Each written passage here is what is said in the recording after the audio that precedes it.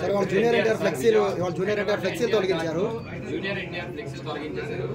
బాలకృష్ణ గారు చెప్తేనే తీసేసామని చెప్పి కూడా చెప్తున్నారు అక్కడ ఎన్టీఆర్ ఘాట్లో హైదరాబాద్. జూనియర్ ఎన్టీఆర్ ఫ్లెక్సీలు తొలగిస్తే ఎవడ తీయమన్నా ఆయన ఊడిపోయిన ఇంటికి అని ఊడిందా? వాళ్ళ నీచమైన బుద్ధి. ఎన్టీ రామారావు పేరు చెప్పి భజన చేసుకునేటువంటి కుటుంబ సభ్యులు ఎన్టీ రామారావుని పెద్ద ఎన్టీఆర్నేమో చంద్రబాబు కోసం దించారు. జూనియర్ ఎన్టీఆర్నేమో సిగ్గు లేకుండా బాలకృష్ణ మళ్ళీ అల్లుడి కోసం ఈ లోకేష్ పప్పుగడి కోసం సర్వనాశనం చేసేటువంటి కార్యక్రమం పెట్టుకున్నారు. ఇటువంటి బాలకృష్ణలో ఇటువంటి చంద్రబాబు నాయుడు 1000 మంది వచ్చినా కూడా జూనియర్ ఎన్టీఆర్ ఊడిపోయినటువంటి ఇంటర్ కూడా పేర్లేదు.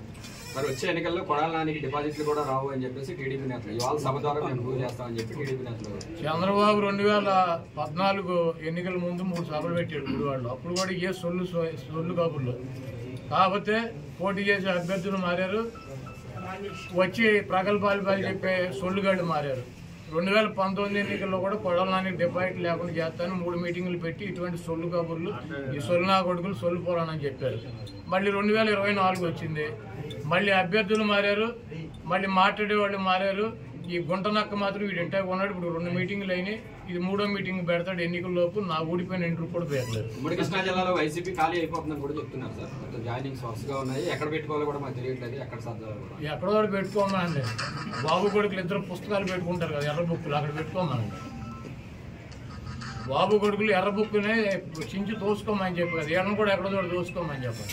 జన సమీకరణ రాకుండా పోలీసులు అడ్డుకుంటున్నారు అని చెప్తున్నారు. అసలు చంద్రబాబు గుడివాళ్ళు ఎవడొస్తాడు? కాదు, చంద్రబాబు గుడివాళ్ళు పట్టించుకునేవాడు దొంగ 420 గడు అని తెలియదు. మా గుడివాడలో మాకు ఎన్టీ రామారావుని అంత మహోన్నతుడిని పార్టీ నుంచి తొలగించి ముఖ్యమంత్రి పదవి కొట్టేసి మా ప్రాంతం వాడిని సంకనాకి ఇచ్చేసినటువంటి వెధవీడు అని తెలియదు. వీడికి ఎవడొస్తాడు? చంద్రబాబు నాయుడికి జనం వస్తారా? అంటే 1,00,000 మందితో సభ పెడుతున్నామని టీడీపీ నాయకులు చెప్తున్నారు కదా సార్. మొన్న 2 లక్షలు అన్నారు, ఇప్పుడు 1,00,000కి వచ్చారా? అది మొన్న వాళ్ళే పార్టీ మీటింగ్ పెట్టి 2 లక్షల మంది జనం అన్నారు, ఇప్పుడు 1,00,000కి వచ్చారా? అక్కడ తీసుకున్న ల్యాండ్ ఎంతో చూసారా మీరు? 22 ఎకరాలు పొలం తీసుకున్నారు, దాంట్లో 9 ఎకరాలు పార్కింగ్ పెట్టారు, 5 ఎకరాలు డయాస్ చేశారు, 5,000 కుర్చీలు వేశారు. 1,00,000 మంది వస్తారా? ఇప్పుడు వెళ్ళి లెక్కేటాడు కుర్చీలు 5,000. 5,000 ఒకటో కుర్చీ ఉంటే నేను గుడివాడ వేసి వెళ్ళిపోతా. మీరు వెళ్ళా లెక్కేటాడు మీడియా వాళ్ళు.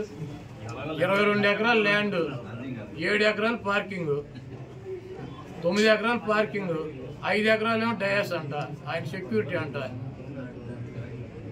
వేసి 5,000 కుర్చీలు వేసి 1,00,000 మంది వస్తారు. 5,000 కుర్చీలు 1,00,000 మంది కూర్చుంటారు. అంటే ఒక్కొక్క కుర్చీలో 10 మందిని కూర్చోబెడతారు ఏంటి? ఇవన్నీ సొల్లు కాకుండా 5,000 మందికి అక్కడ ఏర్పాట్లు చేశారు. చంద్రబాబు మాట్లాడే 3,000 మంది ఉంటారు.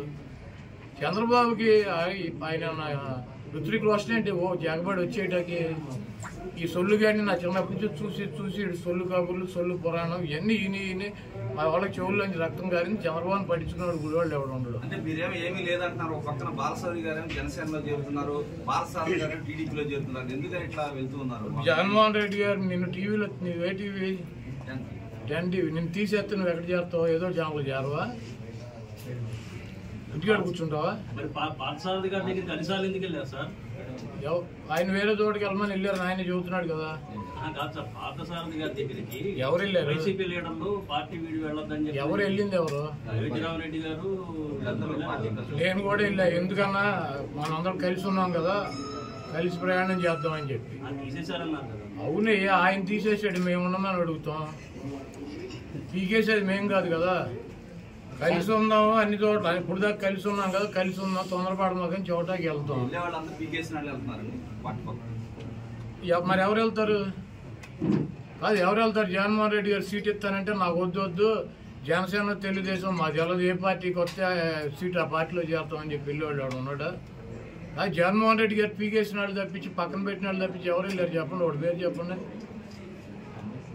జగన్మోహన్ రెడ్డి గారు నేను సీట్ ఇవ్వను నీకు బాగాలేదు అని చెప్పినాడు తప్పించి ఎవరు వెళ్ళారు చెప్పండి, ఒకటి పేరు చెప్పండి.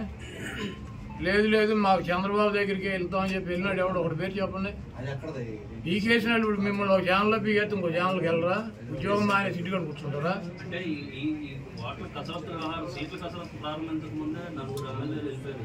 వాళ్ళకి అప్పుడే చెప్పాడుగా అసెంబ్లీ అంటే ఎమ్మెల్సీ ఎన్నికల్లో నేను తీసుకెళ్లి లోపల తీసుకెళ్లి సర్లే చూస్తానని చెప్పమంటే నేను సీట్ ఇవ్వనని. మీరు రామాయణం అంతా రావుడు సీత ఏమవుతుందని నేనేం చెబుతా? కాదు, 4 ఏళ్ళు ఆ నలుగురికి అసెంబ్లీ జరుగుతూ ఉండగా ఓటేసే ముందు నలుగురిని తీసుకెళ్లి ముఖ్యమంత్రితో మాట్లాడిచ్చారా?